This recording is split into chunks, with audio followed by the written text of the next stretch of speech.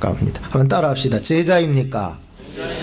옆에 사람한테 한번 물어보세요. 제자입니까? 안 돼요. 나는 성도인데요. 성도라도 제자가 될 수 있는 줄로 믿으시기 바랍니다. 이거는 뭐 목사님만 제자, 제자 훈련 받은 사람만 제자가 아니라 오늘 처음 나왔더라도 예수 그리스도를 나의 구주로 고백하고 그분을 배우고 그분을 따르고 그분을 본받아 살기로 작정하는 자들은 다 제자가 되게 되어 있다라고 하는 것입니다. 그래서 오늘 우리는 마태복음 안에서 살펴보면 예수님께서요 5가지의 참 심려를 기울여서 하신 설교가 있어요. 그걸 일컬어서 예수님의 5대 강화라고 이렇게 해요. 정말로 마음과 정성을 다해서 좀 제자들에게 또 성도들에게 이렇게 가르쳐 주셨던 귀한 말씀이 5가지가 딱 나오는데 굉장히 중요해요. 오늘도 이 10장도 그 중에 하나인데 첫 번째는 뭐냐 하면은 마태복음 5장에서부터 7장 말씀에 보면은 예수님께서 하신 산상수훈이라는 것이 나와요. 심령이 가난하다는 자는 천국이 저희 것임이라 이런 말씀이 나오죠. 두 번째 예수님이 말씀하셨던 중요한 설교는 바로 오늘 보셨던 이 마태복음 10장에 나오는 말씀인데 제자들을 파송하는 데 있어서 설교하신 내용이에요. 세 번째 예수님께서 하신 중요한 설교는 뭐냐면 마태복음 13장 말씀에 보면은 비유들이 많이 나와 있어요. 그 무슨 비유일까요? 천국에 대한 비유라는 거예요. 그래서 네 번째는 이제 마태복음 18장에 건너뛰어 가보면은 거기에서 예수님께서 겸손과 용서에 대한 말씀을 쫙 해나가셔요. 즉 이것은 천국 백성으로서 겸손과 용서를 가지고 이렇게 살아가야 된다라고 하는 내용이고, 마지막으로는 마태복음 24장과 25장에 보면은 거기에 종말 예언 비유가 나타나요. 그래서 이거를 통해서 너희들 천국 갈 준비를 단단히 하라고 이렇게 말씀해요. 그래서 이 5가지 예수님의 말씀은 모든 것이 천국과 관련이 있다는 거예요. 그래서 우리 성도님들은 이 천국의 삶을 이렇게 살아갈 수 있는 마음들을 가져야 되고, 오늘도 이렇게 말씀을 들으면서 이 천국의 소망을 가지고 들으시면 더 큰 은혜가 될 것입니다. 한번 따라합시다. 천국의 삶을 살아갑시다. 저나 여러분이나 천국의 삶을 살아가, 예수님이 가르쳐 주신 것이 그거였기 때문이었습니다. 예수님께서 오늘 제자들을 파송하시면서 설교하신 내용들을 우리가 오늘부터 하나하나 좀 살펴보고자 합니다. 매우 중요합니다. 12제자를 부르셨습니다. 그리고 그 12제자들을 가르치시고, 그리고 이 12제자들을 파송하는 내용입니다. 12제자들을 부르실 때에 아무나, 그러니까 잘난 사람, 잘 배운 사람, 이런 사람 뽑은 게 아니에요. 그러니까 나도 모르겠어요. 예수님만 아시죠. 그래서 예수님께서 예수님이 원하시는 대로 딱 뽑으셔서 부르셨고요.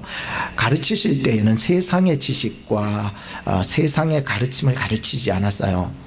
영적인 어떤 천국과 영생, 죄에 대한 이런 것들을 예수님께서 제자들에게 가르치셨다는 것이고, 세 번째는 예수님께서 이들을 계속 끼고 앉아 있지만 않았어요. 참된 제자는 그래서 예수님의 부르심을 받고 예수님의 가르침을 받고 예수님이 나중에 보내실 때에 가야 되는 거예요. 그래서 이 세상 가운데로 나아가서 예수님께서 가르치신 그 천국의 삶을 살아가고, 또 천국을 증언하는 증인으로서 삶을 살아가야 된다라고 하는 것입니다.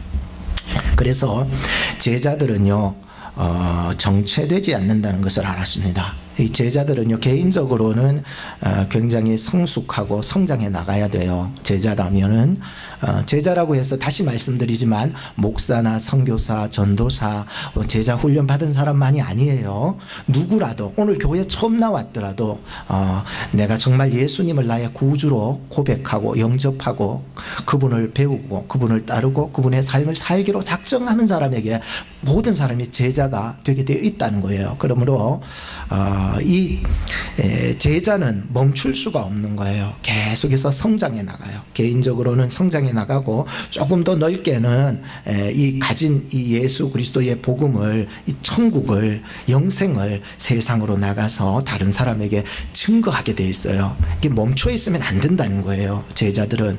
지난주에 우리 어르신들을 모시고 와탕가라고 하는데 거기에 노만 노즈에 가서 그 계곡을 찾아가게 되었어요.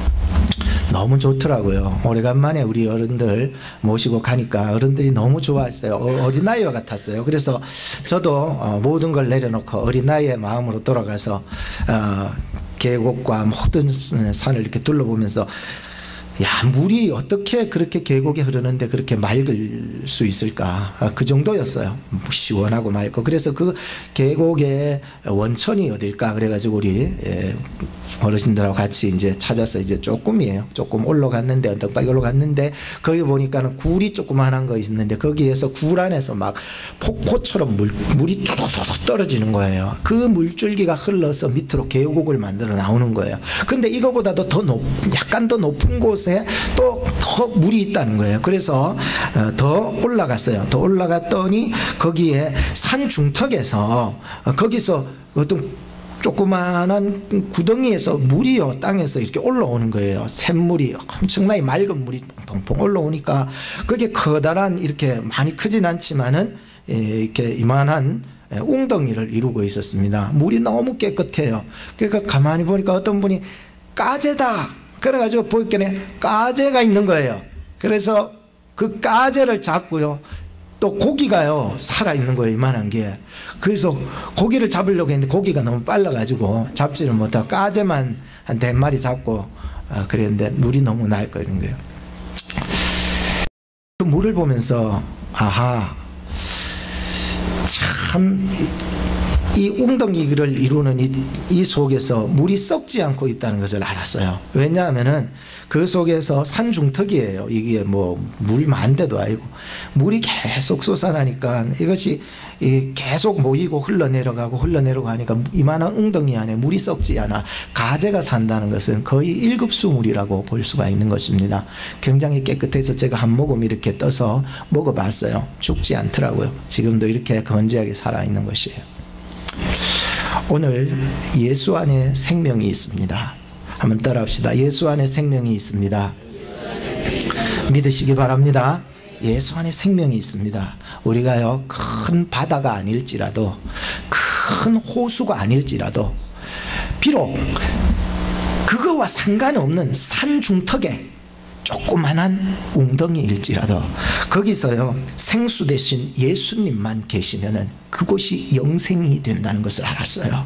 여러분들 마음속에 영생이 있다는 것을 믿으시기 바랍니다. 오늘 우리 교회가요 그렇게 사이즈가 크거나 그렇지 않아요. 그렇지만 이게 바다도 아니어도 좋아요. 레이크가 아니어도 좋아요. 산 중턱일지라도 거기에서요 생수가 솟아나면요 거기에 생명이 살아날 수 있다는 것을 알았어요. 오늘도 이 강단에서 하나님의 말씀이 선포가 되고 예수 그리스도가 선포가 되어진다면 우리는 거기에서 정말로 영원한 생명을 누릴 수 있는 줄로 믿으시기 바랍니다. 한번 따라합시다. 구원은 우리의 것입니다. 영생은 우리의 것입니다. 믿으시기 바랍니다. 오늘 저는 예수님의 이 제자에 대한 말씀, 즉 제자입니까? 라고 하는 이 제목으로 가지고 2가지만 간략하게 말씀을 전해드리겠습니다. 첫째는 부르심에 대한 말씀을 전할 것이고 둘째는 권능에 대한 말씀을 전할 것입니다. 첫째는 하나님의 부르심입니다.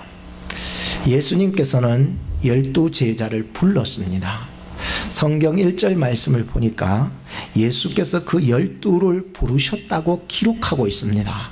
이 말씀이 왜 중요한가 하면 한번 들어보세요. 너무너무 중요합니다. 하나님의 부르심에는요, 딱 두 가지가 있어요. 몇 가지가 있다고요? 두 가지가 있어요.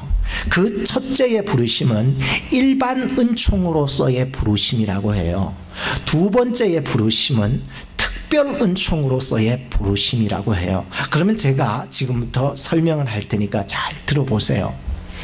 하나님의 부르심, 즉 주님의 부르심에는 두 가지의 부르심이 있다 그랬는데, 하나는 일반 은총으로서의 부르심이 있다는 겁니다.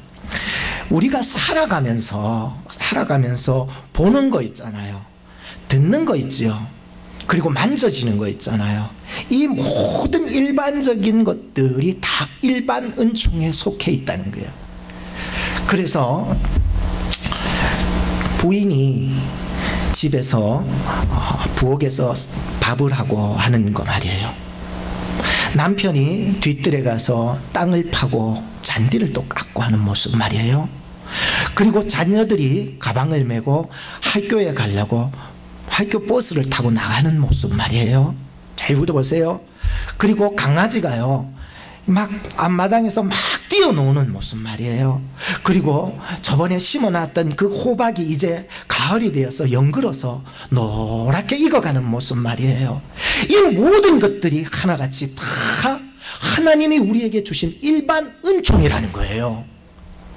믿으십니까? 우리가 살아가는 모든 것들이 다 일반의 은총이라. 다시 쉽게 얘기하자면 이 마이크도요, 하나님의 일반 은총으로부터 부르심을 받았다는 거예요.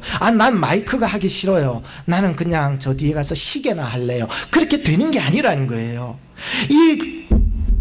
이 강단이요, 강단으로서의 부름을 받게 되었다는 거예요. 여러분이 앉아있는 의자가 그로 말미암아 일반 은총으로서의 부름을 받게 되었다는 거예요. 이 모든 것들이 일반 은총으로서의 부름을 받아서 자기의 일을 그렇게 사명을 감당하는 거예요. 나 설거지하기 싫어. 밥하기 싫어. 부인이 그랬다가는 안 돼. 오히려 밥하는 것을 감사하시기 바라고, 설거지하는 것도 감사할 수 있기 바랍니다. 내 남편이라고 남자가 잔디나 깎으라고 그러면, 잔디하는 것도 하나님께서 나에게 주신 일반 은총으로 생각하면 그것이요, 감사함으로 감당할 수 있더라고요. 나는 마이크로 태어난 것이 잘못 태어났어. 여기서부터 문제가 생기는 거예요. 그래서 우리는요, 남편으로서 감사하고, 부인으로서 감사하고, 자녀로서 감사하고, 교인으로서 감사하고, 우리가 보여지고 들려지고 만져지는 모든 것들로부터 감사가 일어날 수 있기를 바랍니다. 이것이 뭐냐? 일반 은총으로서의 부르심이라는 거예요. 그런데 이것만으로는 지지 않는 것, 들려지지 않는 것, 만져지지 않는 것의 문제점을 해결할 수 없다는 거예요. 이해되셨습니까? 그래서 죄의 문제라든가 영생의 문제, 천국의 문제, 하나님이 우리를 위한 놀라운 구원의 사역과 계획 보여지지 않거든요. 이런 것이 있기 때문에 하나님의 특별 은총으로서의 부르심이 필요하다는 거예요. 일반적으로 우리가 먹고 사는 문제도 하나님이 은혜를 주셔서 우리가 그렇게 사는 것을 믿습니다. 그렇지만 그것만으로는 우리의 죄의 문제와 우리의 영생의 문제와 우리의 천국의 문제, 하나님의 구원의 사역의 문제까지는 해결될 수 없기 때문에 하나님의 특별한 은총으로서의 부르심이 우리에게 있다는 것이 두 번째라는 것입니다. 특별 은총으로서의 부르심이 있습니다. 이거는 나의 시간과 나의 계획에 없던 부르심입니다. 아십니까? 다시 설명하자면 내 때와 내가 가진 계획 있잖아요. 내가 생각하고 내가 계획했던 모든 계획과 시간과는 상관이 없이 하나님의 때에 하나님의 일을 위해서 내가 너를 하나님 부르시는 그 부르심 말이에요. 그게 있다는 것을 믿으시기 바랍니다. 이제부터 이것을 믿는 자에게 우리가 보여지지 않고 들려지지 않고 잡혀지지 아니하는 놀라운 죄의 문제와 영생의 문제와 천국의 문제들을 해결해 나갈 수 있다는 것입니다. 일반 은총으로의 삶은 강아지도 그렇게 살아갈 수 있어요. 그러나 우리에게는 놀라운 하나님의 특별한 은총으로서의 부르심이 있었다는 것입니다. 하나님께서 노아를 부르셨어요. 그리고 노아 방주를 만들어서 구원의 일을 시켰어요. 하나님은 아브라함을 부르셔서 그로 하여금 하나님의 택한 민족을 만들기 시작했고요. 하나님께서는 모세를 부르셔서 이스라엘 백성들을 애굽에서부터 출애굽시키도록 그들을 구원하게 만드셨고요. 또 하나님께서는 여호수아를 부르셔서 가나안으로 입성해서 그곳에 살 수 있도록 인도자로 부르셨고요.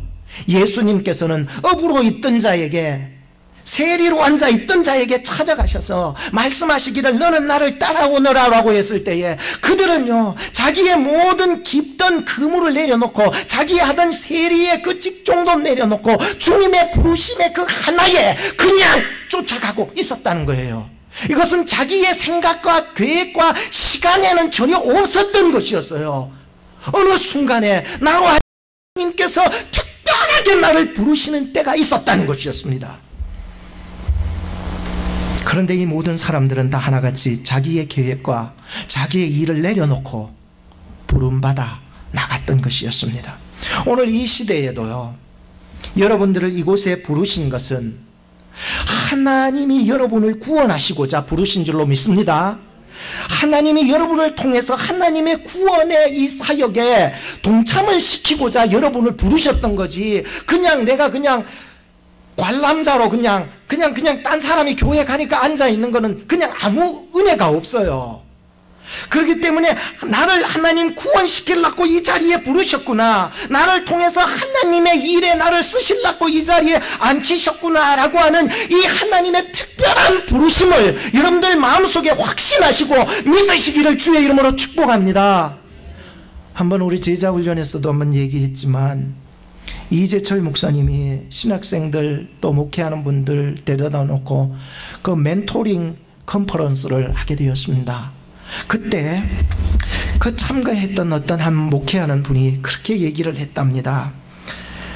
정말 전도를 해도 잘 안 되고 하니까 소수의 성도들을 가지고 그냥 낑낑거리면서 목회를 하는 거예요. 그래서 이 분이 강사 목사님 되신 그 이재철 목사님께 눈물을 흘리며 얘기하는 거예요. 목사님, 우리가 이렇게까지 살아야 합니까? 목회자가요, 이렇게까지 해야 합니까? 저 목회를 하다 보니까 이 십자가의 길이 너무 높고 험준하더라는 거예요. 과연 우리까지 해야 됩니까? 하면서 눈물을 흘리는데, 이 이재철 목사님이 함께 눈물을 흘리면서요, 이런 얘기를 했어요. 우리의 목회의 동기와 출발점이 내가 아니라 하나님이 된다면 내가 이렇게까지 해야 하나, 힘들게 십자가의 길을 걸어가야 하는가를 물어볼 게 아니라 정말로 하나님이 나의 이 목회의 동기와 출발점이 된다면 내가 이 길 외에 어떤 길을 가리요? 라고 하면서 그 부르심에 다시 우리가 힘을 얻을 수 있을 것이라고 얘기를 했었습니다. 오늘 우리가 이 자리에 앉아 있는 것이 나의 의지도 있을 거예요. 그죠? 그리고 다른 사람에 의한 것도, 의해서 이렇게 왔던 것도 있겠지만, 하나님께서 이 모든 것을 주관하셔서 이곳에 나를 부르셨다는 그 강력한 부르심에 내가 아멘하며 동의할 수 있어야 합니다. 이해되시죠?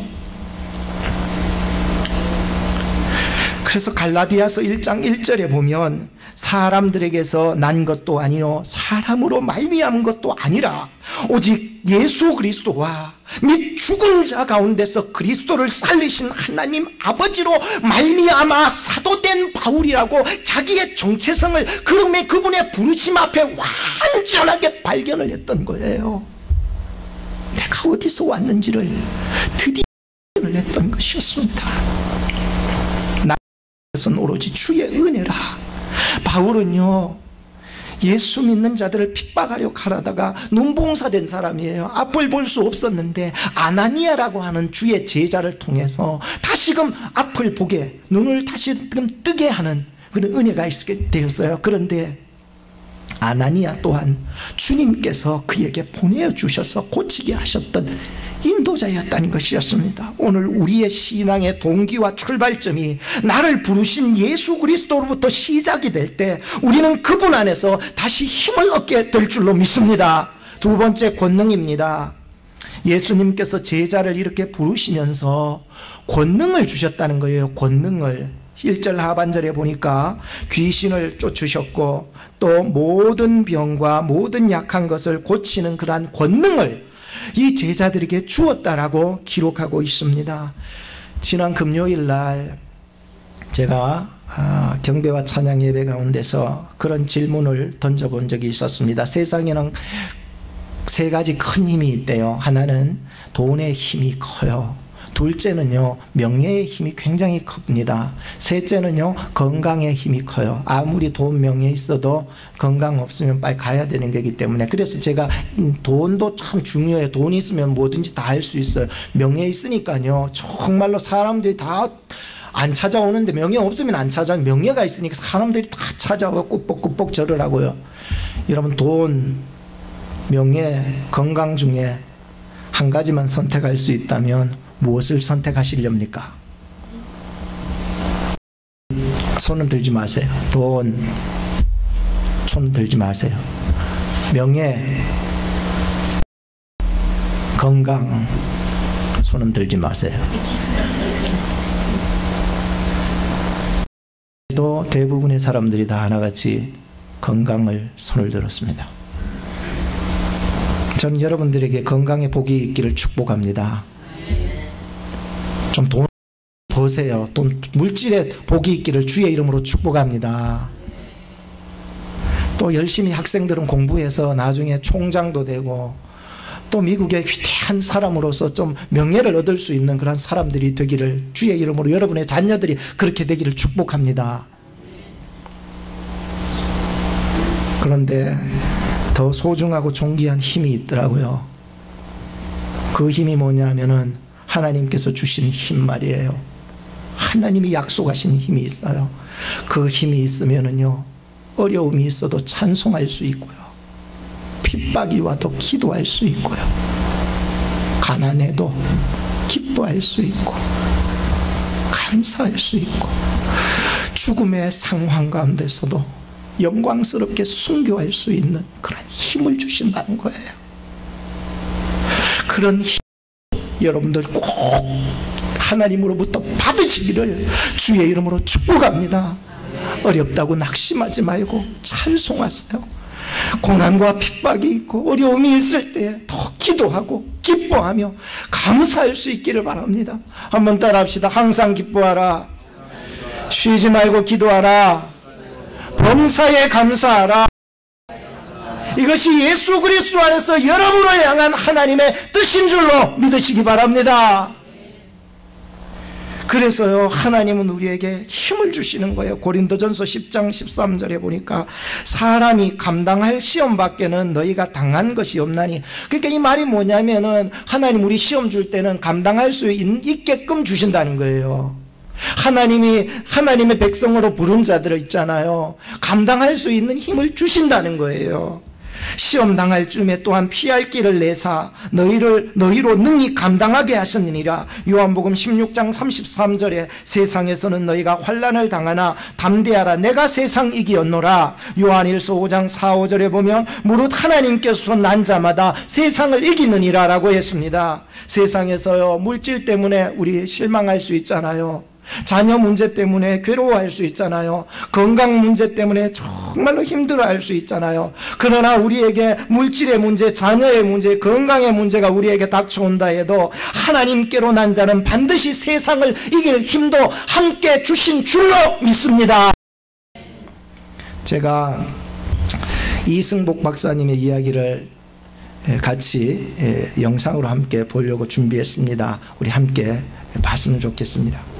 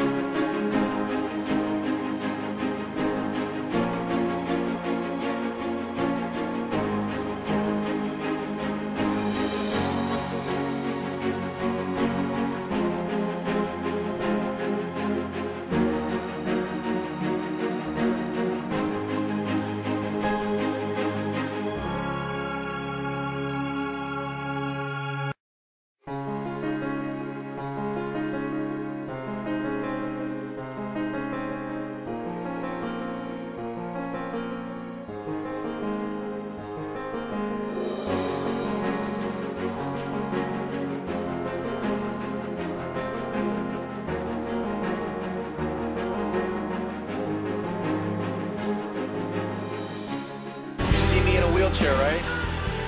I used to be a gymnast. I used to represent Korea in international competitions, training for the Olympics, and I got injured. I fell down and I broke my neck. But that didn't stop me from wanting to do what I wanted to do. And I wanted to help people like yourself. And here I am. So you can do it too, okay? God's gonna be on your side. You've got plenty of loved ones by your side here. You've got the best people here in the world working with you. Doctors and therapists and nurses. Okay? So keep your faith and keep strong.